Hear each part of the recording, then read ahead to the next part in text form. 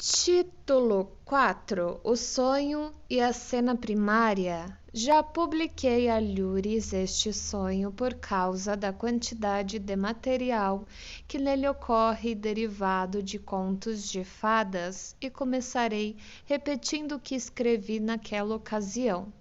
Sonhei que era noite e que eu estava deitado na cama. Meu leito tem o pé da cama voltado para a janela. Em frente da janela vi uma fileira de velhas nogueiras. Sei que era inverno quando tive o sonho, e de noite, de repente, a janela abriu-se sozinha e fiquei aterrorizado ao ver que alguns lobos brancos estavam sentados na grande nogueira em frente da janela. Havia 6 ou 7 deles. Os lobos eram muito brancos e pareciam-se mais com raposas ou cães pastores, pois tinham caudas grandes como as raposas e orelhas empinadas como cães quando prestam atenção a algo. Com grande terror, evidentemente, de ser comido pelos lobos, gritei e acordei. Minha babá correu até minha cama para ver o que me havia acontecido. Levou muito tempo até que me convencesse de que fora apenas um sonho. Tivera uma imagem tão clara e vívida da janela a abrir-se e dos lobos sentados na árvore. Por fim, acalmei-me, senti-me como se houvesse escapado de algum perigo e voltei a dormir. A única ação no sonho foi a abertura da janela, pois os lobos estavam sentados muito quietos e sem fazer nenhum movimento sobre os ramos da árvore à direita e à esquerda do tronco e olhavam para mim. Era como se tivessem fixado toda a atenção sobre mim. Acho que foi meu primeiro sonho de ansiedade. Tinha 3 ou 4 ou no máximo 5 anos de idade na ocasião. Desde então, até contar 11 ou 12 anos, sempre tive medo de ver algo terrível em meus sonhos. Ele acrescentou um desenho da árvore com os lobos que confirmava sua descrição. A análise do sonho trouxe à luz o seguinte material. Sempre vinculara este sonho à recordação de que durante esses anos de infância tinha um medo tremendo da figura de um lobo num livro de contos de fadas. Sua irmã mais velha, que lhe era superior, costumava apoquentá-lo segurando esta figura específica na sua frente sob qualquer pretexto para que ele ficasse aterrorizado e começasse a gritar. Na figura, o lobo achava-se ereto, dando um passo com uma das patas com as garras estendidas e as orelhas empinadas. Achava que a figura deveria ter sido uma ilustração da história do Chapeuzinho Vermelho, porque os lobos eram brancos. Isto fê-lo pensar nas ovelhas grandes, rebanhos das quais eram mantidos nas vizinhanças da propriedade. O pai ocasionalmente o levava a visitar esses rebanhos e todas as vezes que isso acontecia, ele se sentia muito orgulhoso e feliz. Posteriormente, segundo indagações feitas, pode facilmente ter sido pouco antes da época do sonho e rompeu uma epidemia entre as ovelhas. O pai mandou buscar um seguidor de Pasteur que vacinou os animais, mas após a inoculação morreram ainda mais delas que antes. Como os lobos apareceram na árvore, isto fê-lo lembrar-se de uma história que ouvira o avô contar. Não podia recordar-se se fora antes ou depois do sonho, mas seu assunto constituiu argumento decisivo em favor da primeira opinião. A história dizia assim: um alfaiate estava sentado trabalhando em seu quarto quando a janela se abriu e um lobo pulou para dentro. O alfaiate perseguiu-o com seu bastão. Não, corrigiu-se. Apanhou-o pela cauda e arrancou-a fora, de modo que o lobo fugiu correndo, aterrorizado. Algum tempo mais tarde, o alfaiate foi até a floresta e, subitamente, viu uma alcateia de lobos vindo em sua direção. Então trepou numa árvore para fugir-lhes. A princípio, os lobos ficaram perplexos, mas o aleijado, que se achava entre eles e queria vingar-se do alfaiate, propôs que trepassem uns sobre os outros, até que o último pudesse apanhá-lo. Ele próprio tratava-se de um animal velho e vigoroso, ficaria na base da pirâmide. Os lobos fizeram como ele sugerira, mas o alfaiate reconhecera o visitante a que havia castigado e de repente gritou como fizera antes: apanhem o cinzento pela cauda. O lobo sem rabo, aterrorizado pela recordação, correu e todos os outros desmoronaram. Nessa história aparece a árvore sobre a qual os lobos se achavam sentados no sonho, mas ela contém também uma alusão inequívoca ao complexo de castração. O lobo velho tivera a cauda arrancada pelo alfaiate. As caudas de raposa dos lobos do sonho eram provavelmente compensações por esta falta de cauda. Porque havia 6 ou 7 lobos?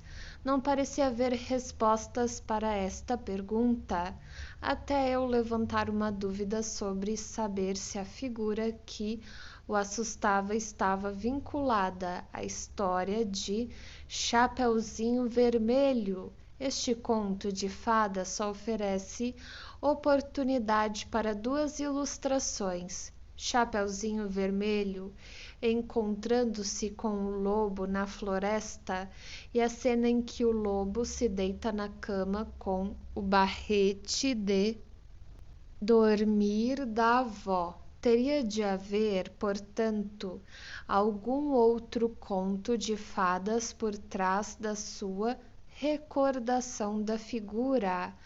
Ele logo descobriu que só podia ser a história de O Lobo e os 7 Cabritinhos. Nesta ocorre o número 7, também o número 6, pois o lobo só comeu 6 dos cabritinhos, enquanto que o 7º se escondeu na caixa do relógio.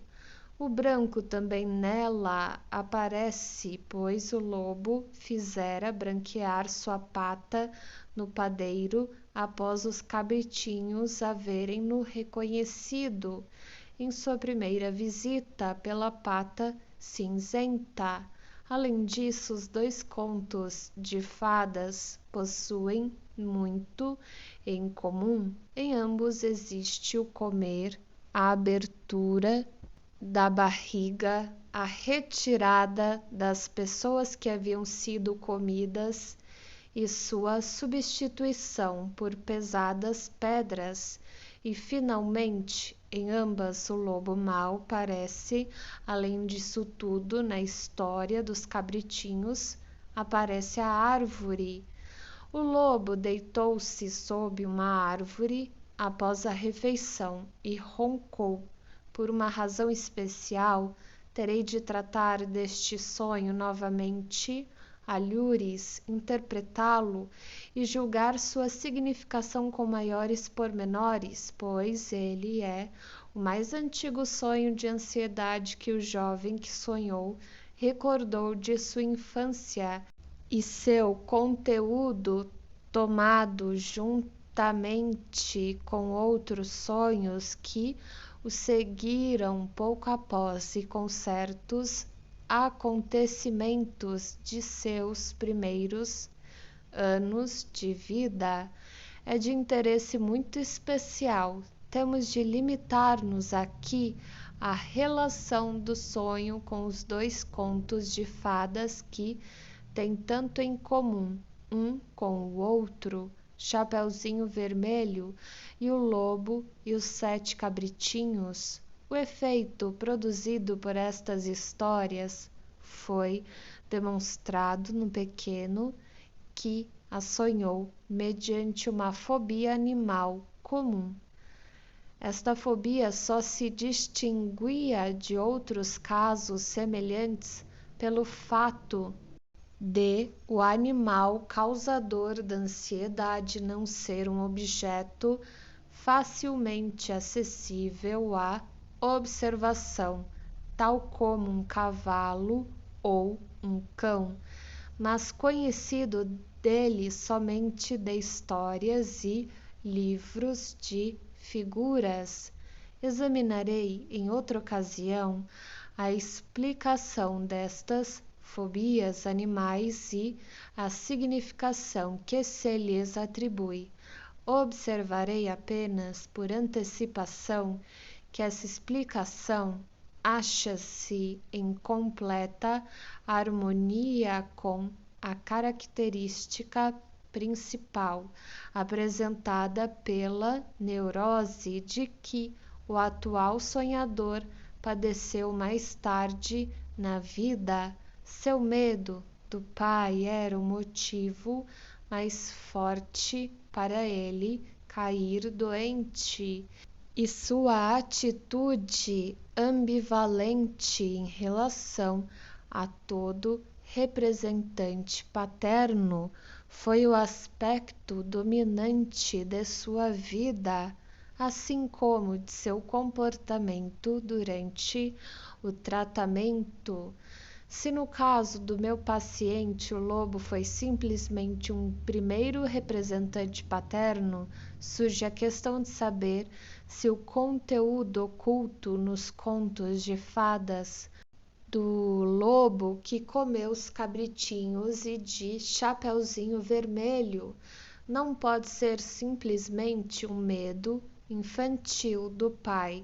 Além disso, o pai de meu paciente tinha a característica apresentada por tantas pessoas em relação aos filhos de permitir-se ameaças afetuosas, e é possível que, durante os primeiros anos do paciente, o pai, embora se tornasse severo mais tarde, pudesse, mais de uma vez, enquanto acariciava o menininho ou com ele brincava, tê-lo ameaçado por brincadeira de engoli-lo. Uma de minhas pacientes contou-me que seus dois filhos nunca puderam chegar a gostar do avô, porque no decurso de seus ruidosos e afetuosos brinquedos com eles, costumava assustá-los dizendo que lhes cortaria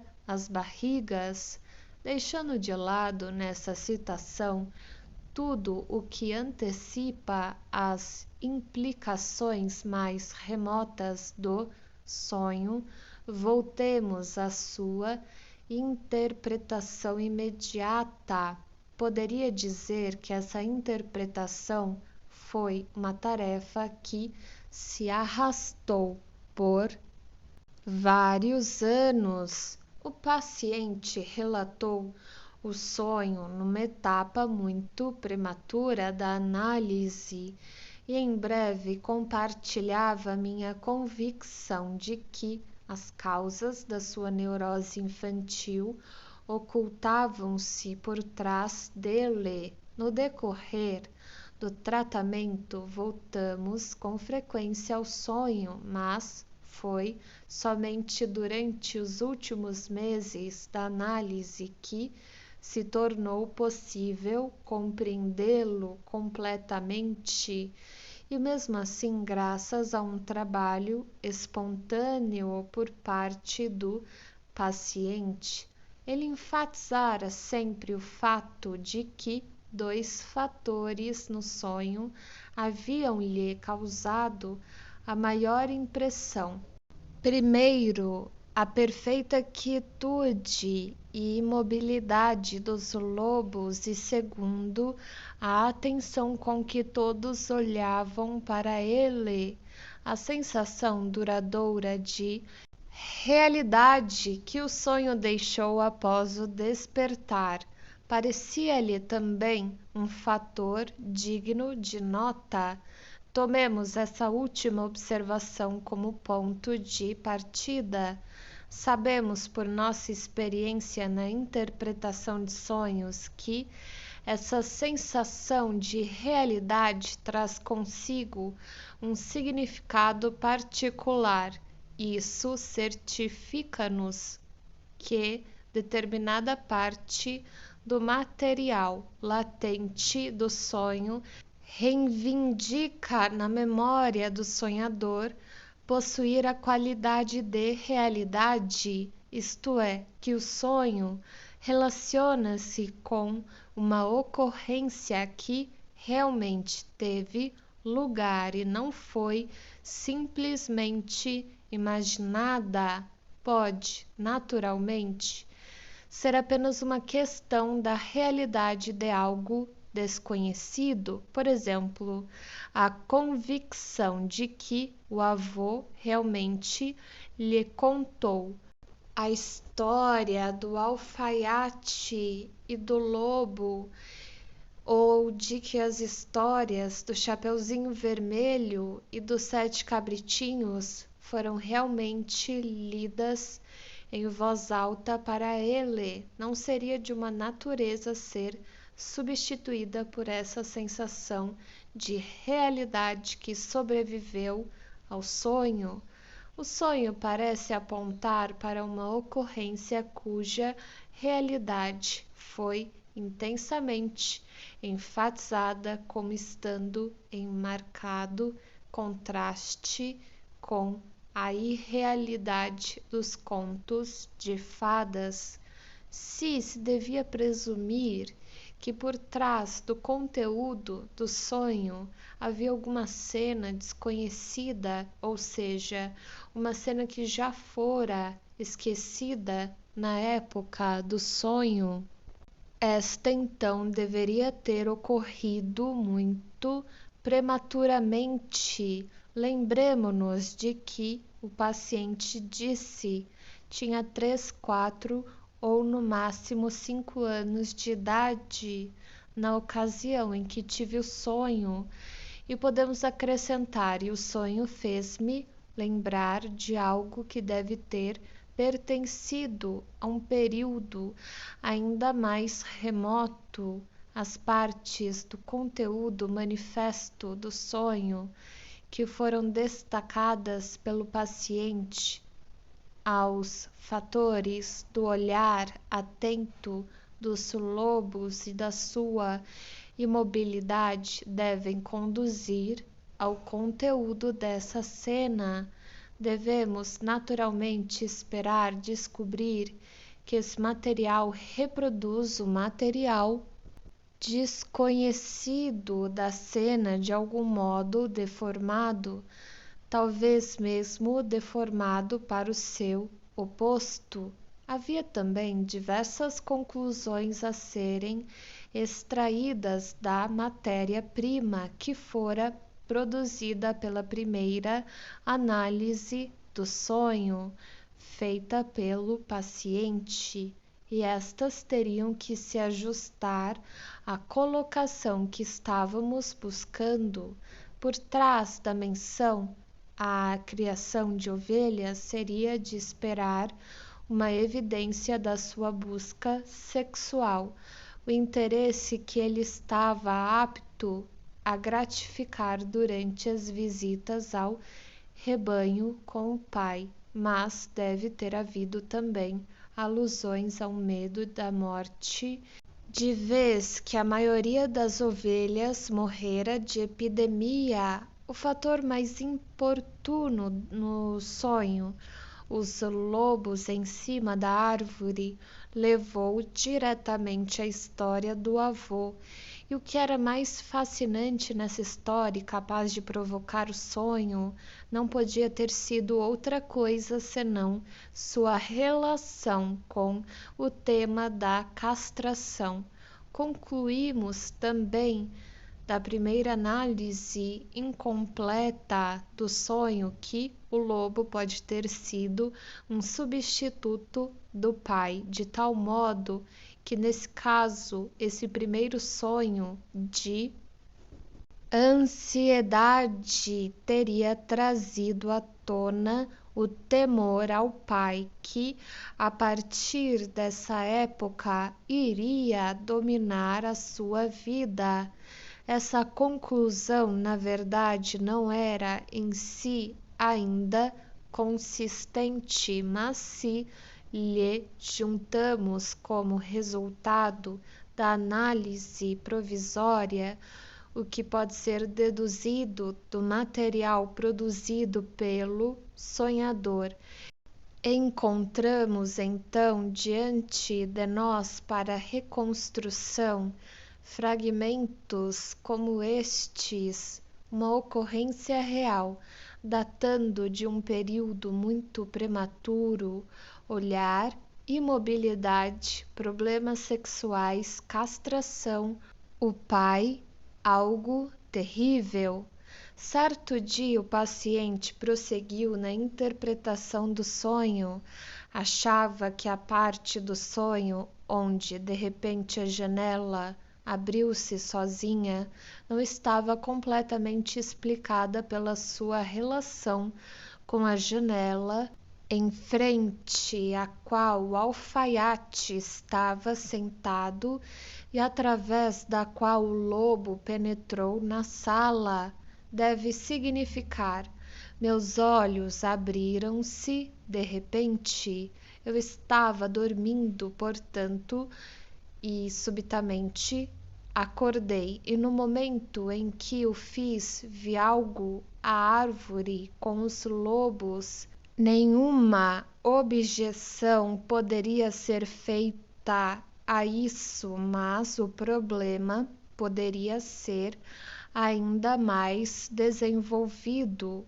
Ele acordara e vira alguma coisa, o olhar atento que no sonho fora atribuído aos lobos deveria antes ser atribuído a ele num ponto decisivo. Portanto, havia ocorrido uma transposição, e ademais isso é indicado por uma outra transposição no conteúdo manifesto do sonho, pois o fato de que os lobos estavam sentados na árvore era também uma transposição, porquanto da história contada pelo avô.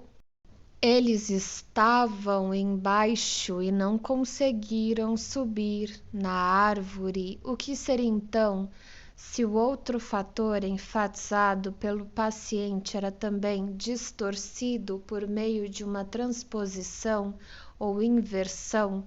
Nesse caso, em vez de imobilidade, os lobos não tinham movimento, olhavam para ele, mas não se mexiam. O significado teria de ser o mais violento movimento, ou seja, Ele acordou de repente e viu à sua frente uma cena de movimento violento para o qual olhou tensa e atentamente. No primeiro caso, a distorção consistiria no intercâmbio de sujeito e objeto, de atividade e passividade, ser olhado em vez de olhar. No outro caso, consistiria em transformação no oposto, imobilidade em lugar de movimento. Numa outra ocasião, uma associação que lhe ocorreu subitamente levou-nos um passo adiante em nossa compreensão do sonho. A árvore era uma árvore de Natal. Sabia agora que tivera o sonho pouco antes do Natal, e na expectativa desse acontecimento, uma vez que o dia de Natal era também o do seu aniversário, tornou-se então possível estabelecer com certeza a data do sonho e da mudança nele que procedia do sonho. Foi imediatamente antes do seu quarto aniversário. Fora para a cama então numa expectativa tensa do dia que lhe deveria trazer uma dupla quantidade de presentes. Sabemos que em tais circunstâncias uma criança pode facilmente antecipar a realização dos seus desejos. Assim, já era Natal em seu sonho. O conteúdo do sonho mostrava-lhe o seu presente de Natal, os presentes que seriam seus pendurados na árvore, mas, em vez de presentes, estes haviam-se transformado em lobos e o sonho finalizava com ele sendo dominado pelo medo de ser comido pelo lobo, provavelmente seu pai, e fugindo para refugiar-se nos braços da babá. O que sabemos do seu desenvolvimento sexual antes do sonho torna possível preencher as lacunas no mesmo e explicar a transformação da sua satisfação em ansiedade, dos desejos envolvidos na formação do sonho. O mais poderoso deve ter sido o desejo de satisfação sexual, que ele naquela época aspirava a obter do pai. A força desse desejo tornou possível reviver um vestígio há muito esquecido na sua memória de uma cena capaz de mostrar-lhe como era a satisfação sexual obtida do pai, e o resultado foi o terror, o horror da realização do desejo, a repressão do impulso que se havia manifestado mediante o desejo e, consequentemente, uma fuga do pai para a babá menos perigosa. A importância dessa data do dia do Natal havia sido preservada em sua suposta recordação de haver tido seu primeiro acesso de raiva por estar descontente com os presentes de Natal.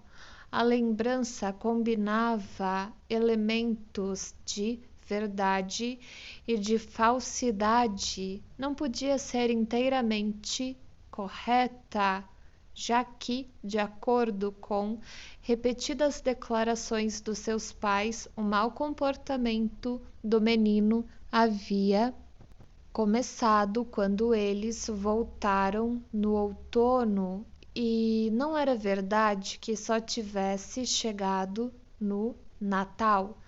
Ele, no entanto, preservara a ligação essencial entre o seu amor insatisfeito, a sua raiva e o Natal. Mas que quadro as ações noturnas do seu desejo sexual podem ter conjurado para amedrontá-lo tão violentamente quanto a realização a que aspirava? O material da análise mostra haver uma condição que esse quadro deve satisfazer. Deve ter sido calculado para criar uma convicção da realidade da existência da castração. O medo da castração podia então tornar-se a força motivadora para a transformação do afeto. Atingi agora o ponto em que devo abandonar o apoio que tive até aqui a partir do curso da análise. Receio que seja também o ponto no qual a credulidade no leitor irá me abandonar. O que entrou em atividade naquela noite, vindo do caos dos traços de memória inconscientes do sonhador, foi o quadro de uma cópula entre os pais, cópula em circunstâncias que não eram inteiramente habituais e que favoreciam particularmente a observação. Aos poucos tornou-se possível encontrar respostas satisfatórias para todas as questões levantadas em relação a essa cena, pois, no decorrer do tratamento, o primeiro sonho retornou em inúmeras variações e novas edições, em relação com as quais a análise produziu a informação que era exigida. Assim, em primeiro lugar, a idade da criança, a data da observação foi estabelecida aproximadamente em 1 ano e meio.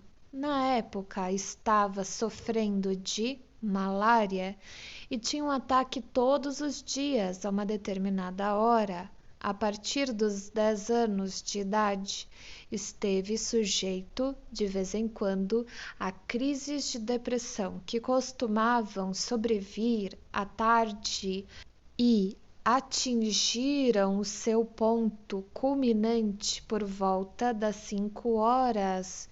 Esse sintoma ainda existia na época do tratamento psicanalítico.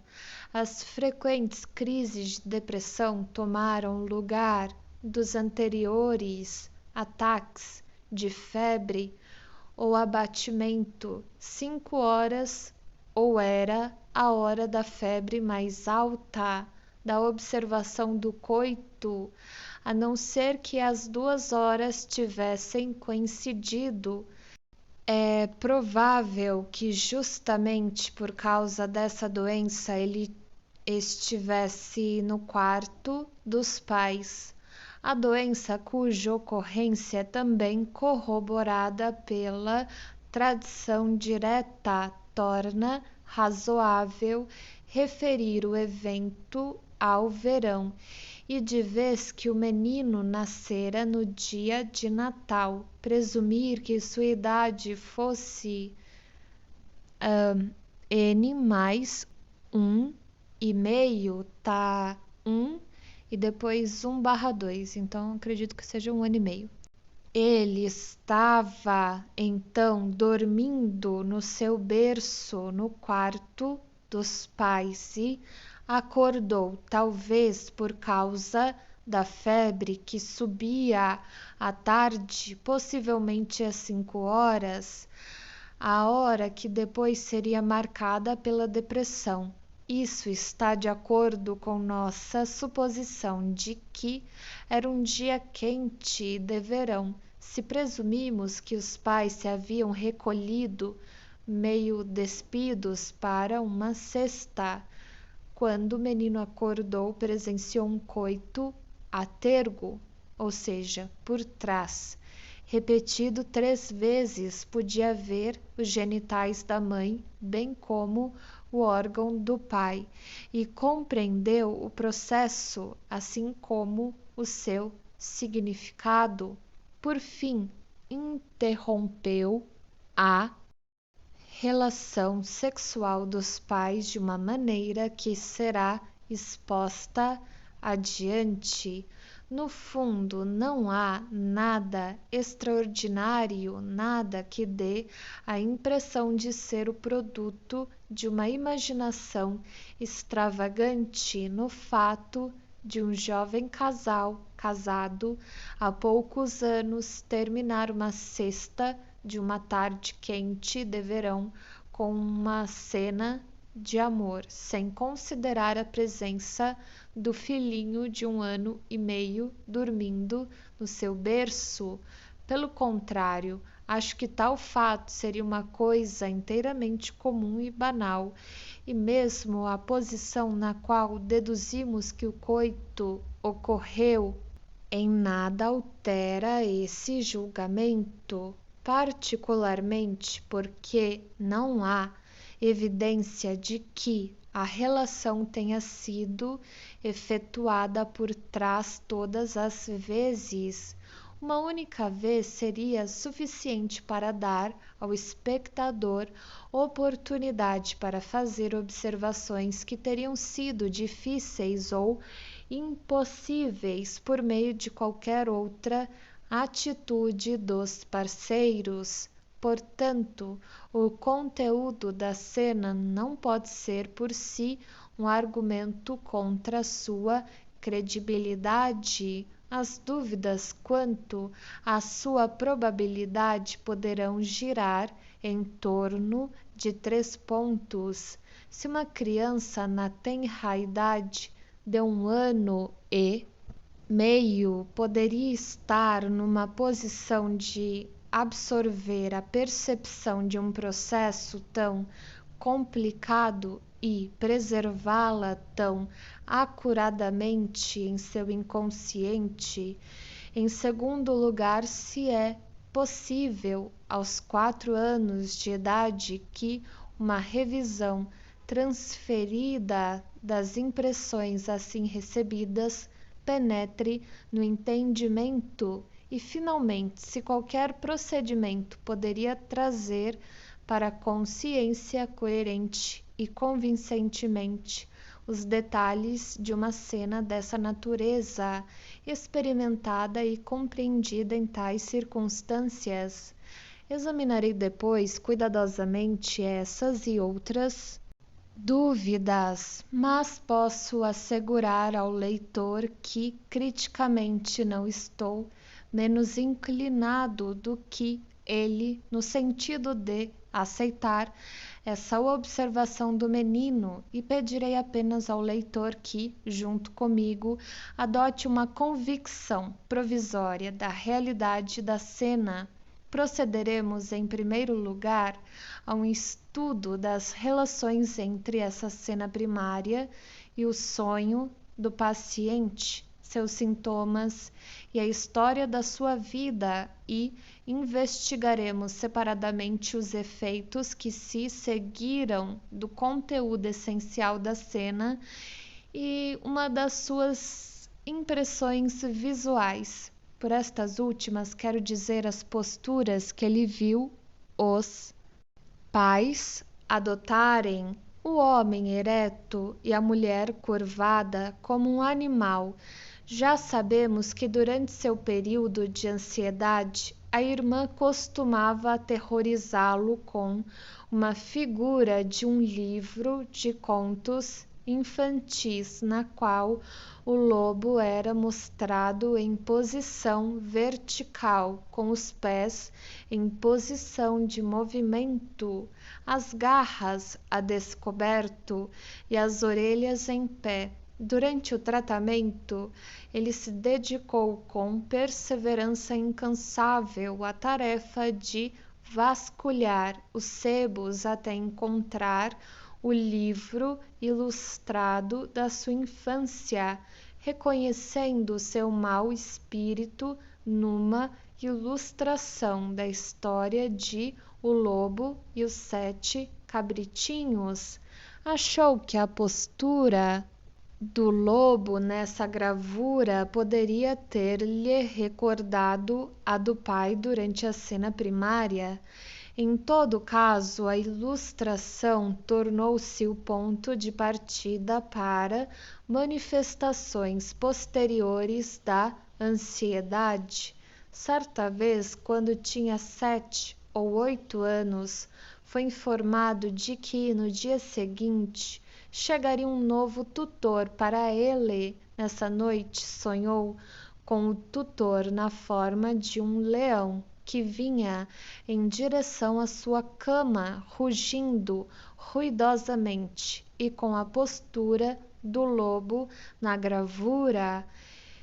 E outra vez acordou em estado de ansiedade. A fobia ao lobo fora superada nessa época, de modo que estava livre para escolher um novo animal que causasse ansiedade, e neste último sonho estava reconhecendo o tutor como um substituto do pai.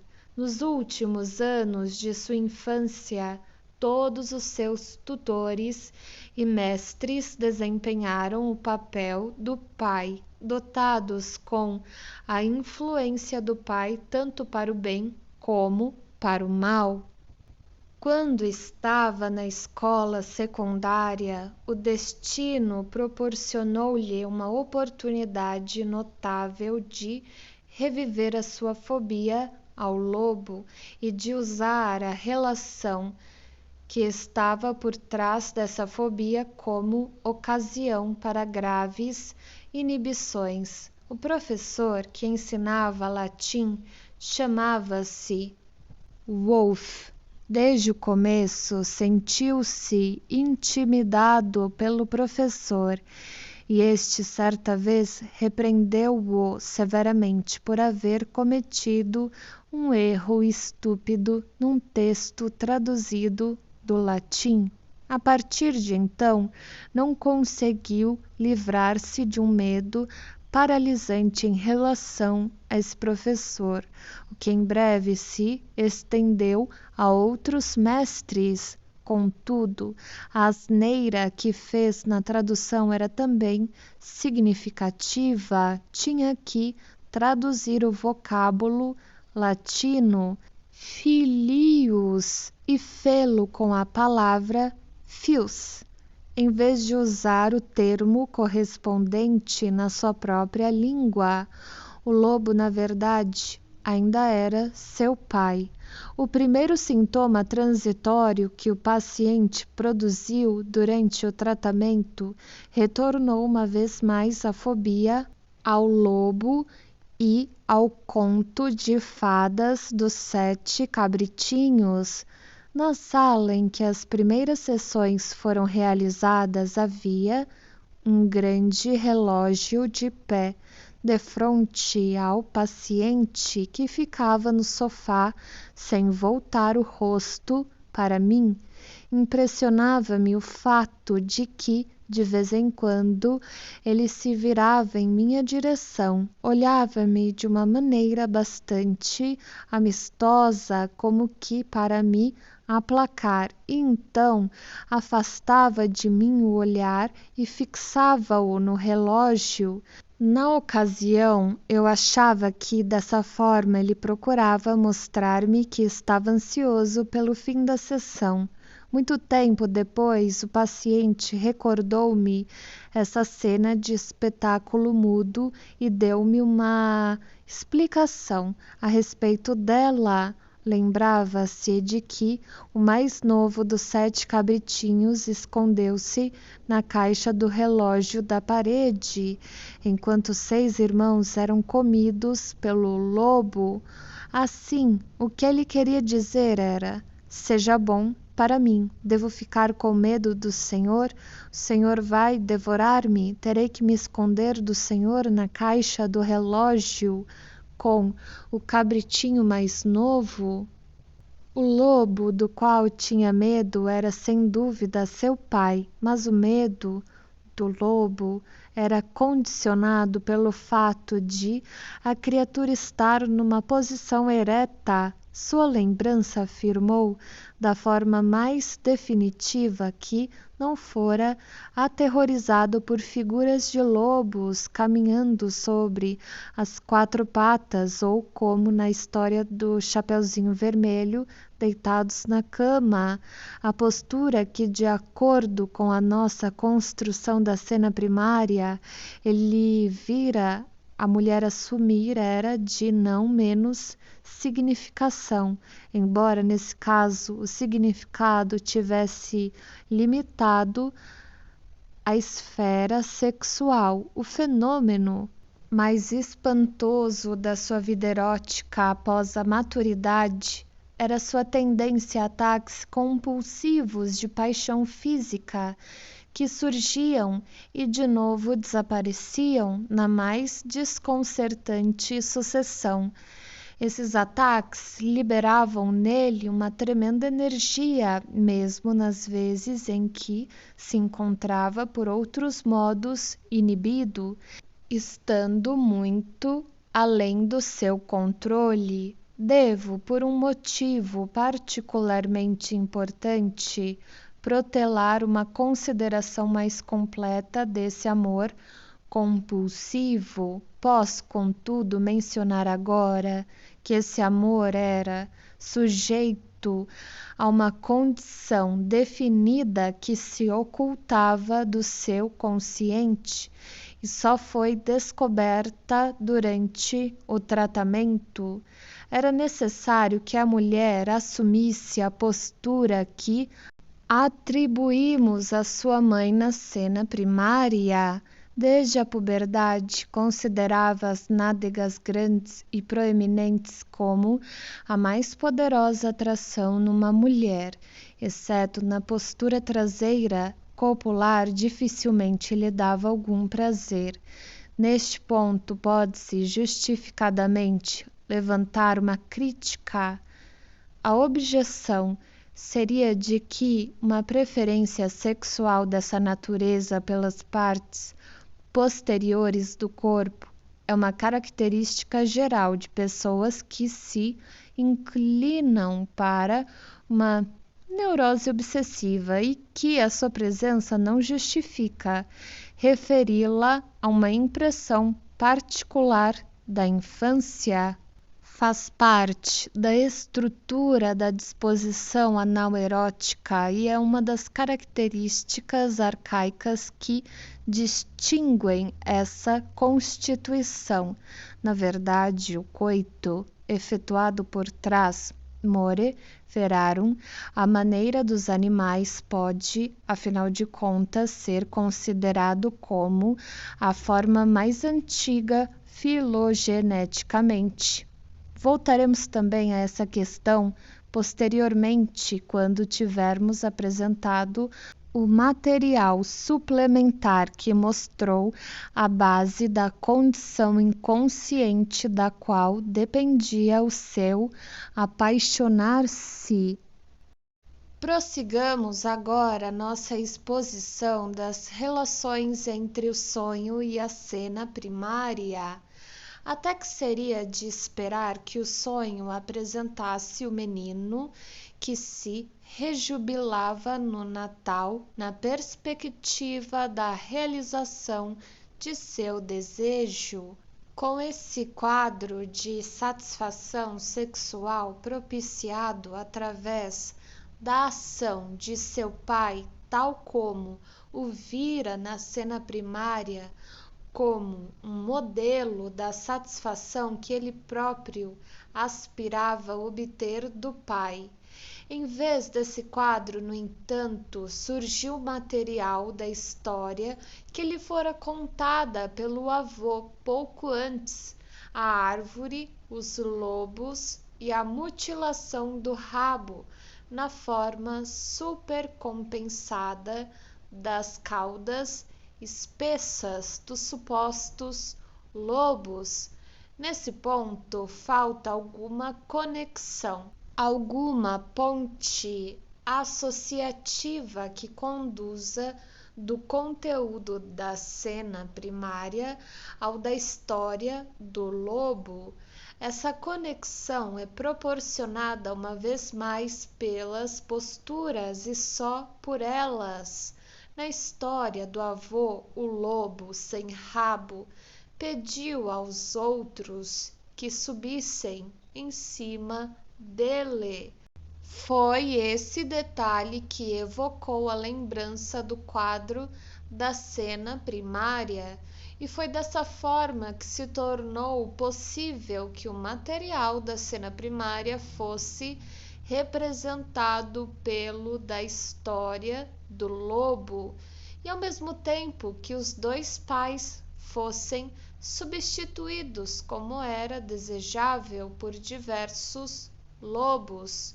O conteúdo do sonho sofreu uma outra transformação e o material da história do lobo foi ajustado ao conteúdo do conto de fadas de Os Sete Cabritinhos, tomando emprestado a este o número 7. As etapas na transformação do material, cena primária, história do lobo, conto dos 7 cabritinhos, refletem o progresso dos pensamentos do sonhador durante a construção do sonho. Desejo de obter do pai satisfação sexual, a compreensão de que a castração era uma condição necessária para isso, medo do pai. Somente neste ponto, acho eu, podemos considerar o sonho de ansiedade desse menino de 4 anos como estando exaustivamente explicado. Depois do que já foi dito, preciso apenas tratar em poucas palavras do efeito patogênico da cena primária e da alteração que a sua revivescência produziu no desenvolvimento sexual do paciente.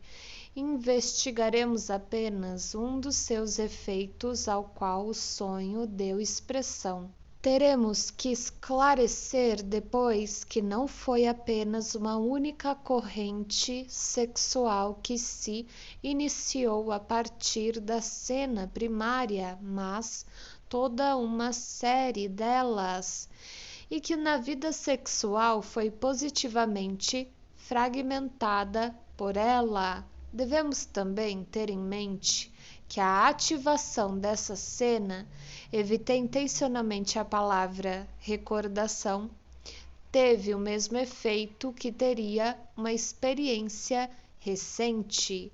Os efeitos da cena foram protelados, mas esta não perdera entre mentes nada da sua novidade.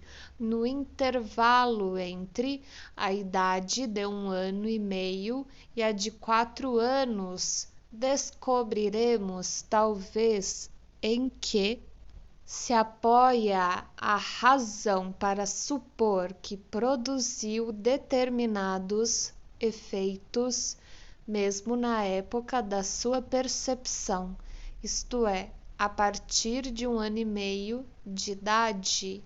Quando o paciente penetrou mais fundo na situação da cena primária, trouxe à tona os seguintes fragmentos de autoobservação. Para começar, presumiu, conforme disse, que o evento do qual fora testemunha era um ato de violência.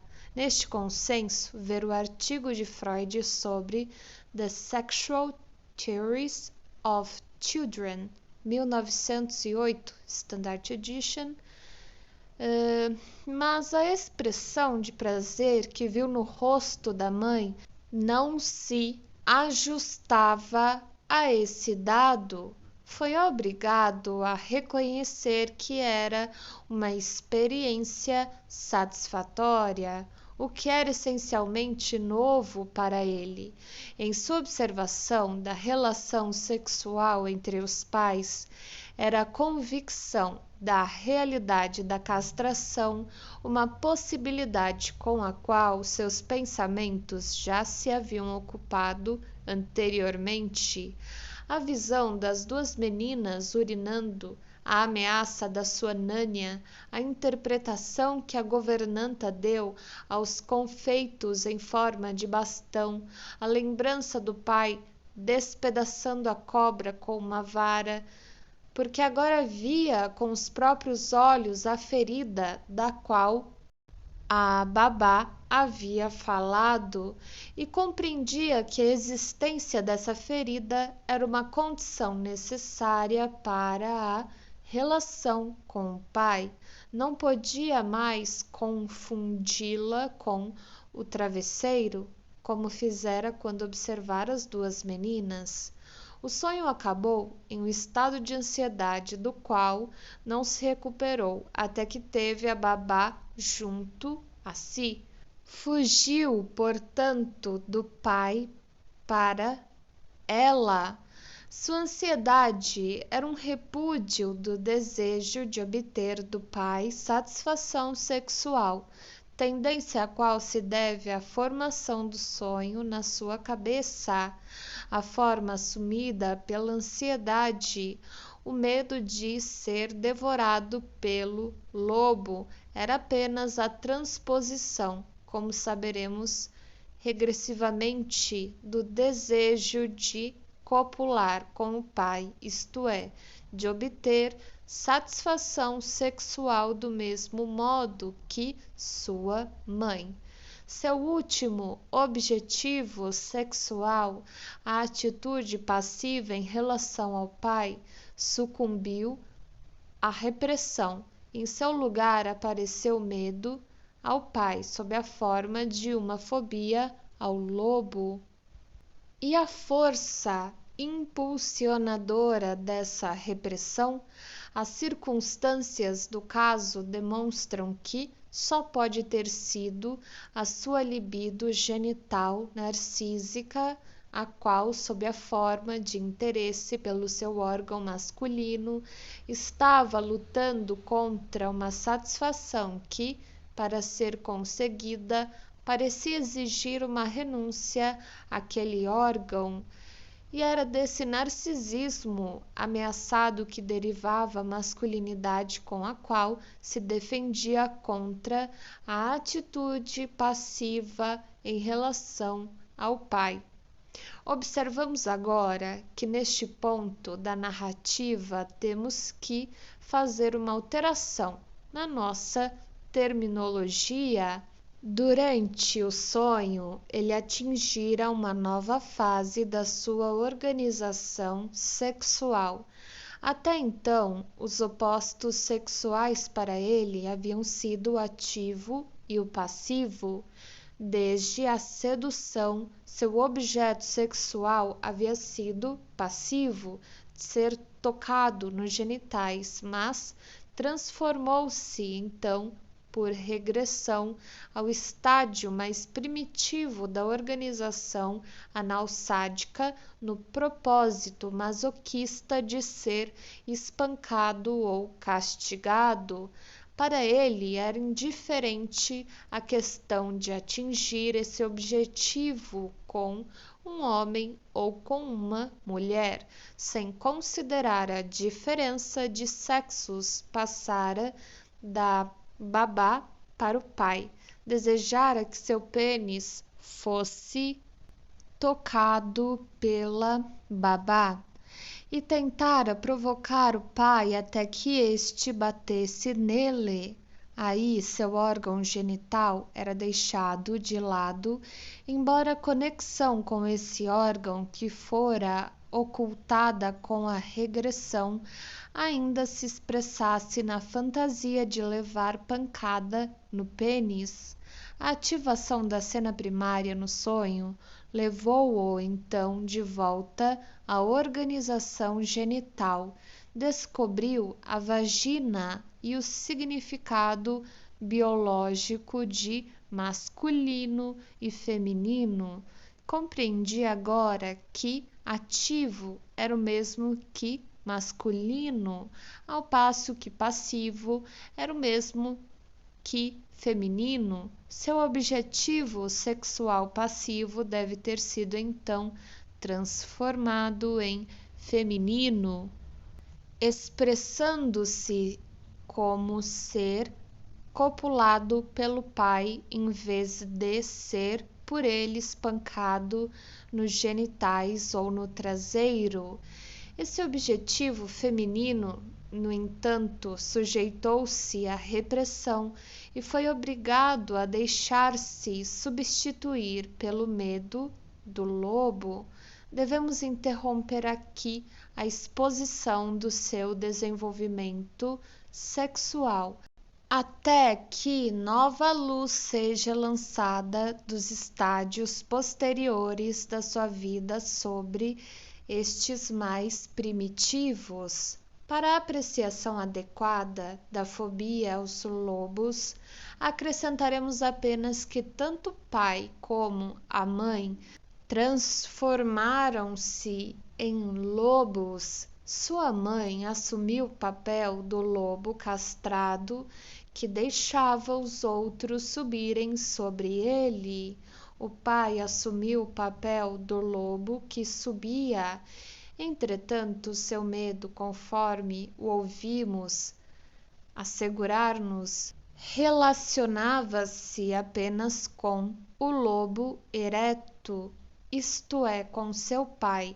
Ademais, deve-nos surpreender o fato de que o medo com o qual o sonho terminava tivesse um modelo na história do avô, porque nesta o lobo castrado, que deixara os outros treparem em cima dele, tomava-se de medo tão logo era lembrado do fato da sua falta de cauda. Portanto, parece que ele se identificou com a mãe castrada durante o sonho e agora lutava contra esse fato. Se você quer ser sexualmente satisfeito pelo pai, podemos talvez imaginá-lo dizendo para si mesmo: você deve deixar-se castrar como a mãe, mas eu não quero isso. Resumindo, um claro protesto da parte da sua masculinidade.